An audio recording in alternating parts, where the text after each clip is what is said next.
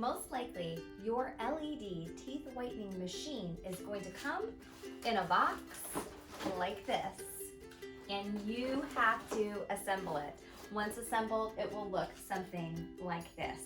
So here is an example of how to do this. So when unpacking your box, just take a look and make sure that you have the instructions. And I always recommend saving these.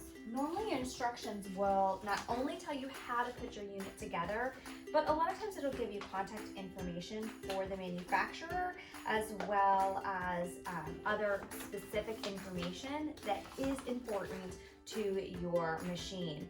So in this particular example, Part 4 talks about the technical parameters, and that goes over the wattage, voltage, how many lights, how it works. So hold on to this, you'll need this for the future. When choosing an LED light, we prefer something that has at least 6 or more LEDs. Now, the LEDs, it does matter how many of them are actually inside the unit.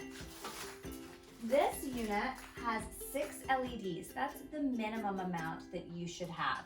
The one we're unboxing today has 10. Most of the units are going to come like this in several pieces. So you're going to take off all of the plastic, and then you can begin to assemble your unit. Once the packaging is open, it's time to assemble the unit. So when you're looking for units, make sure you find one that comes with a stand. Not all of them do. So make sure to look for that detail. We have some links below that will help you find a good unit at a great price. So this is just a little cross tee action. I'm gonna connect these, put these down on the ground because I don't need them right now. This pole has a few pieces in it, and it may require, for assembly, may require some tools. It looks like this unit is gonna require just a screwdriver and some muscles. So inside this piece was a longer pole, and so this pole along with this all put together to make the stand. So I want to go ahead and clip this in here. We're going to attach the actual light to the pole, and it has an external electrical cord. So these will go inside each other, and then you'll screw this on. So we're going to take the screw off, attach it, and snap it in there, and then we'll put the screw back in. And naturally you want to try it out first before trying it on a client, right?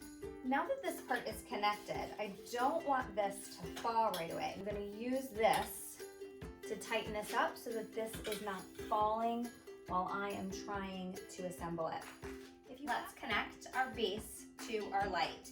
So I've got the screw, I push the screw all the way up through, and I've got my light, and I want to thread this big screw all the way through. It's just going to take a little bit of time to get the screw all the way through. Okay. So just going to keep twisting and turning until you get a good solid base. And then your light is basically ready. So I'm gonna open her up a little bit, bring it up, tighten her. And then the next step, which is super easy, is going to be just to connect the cords.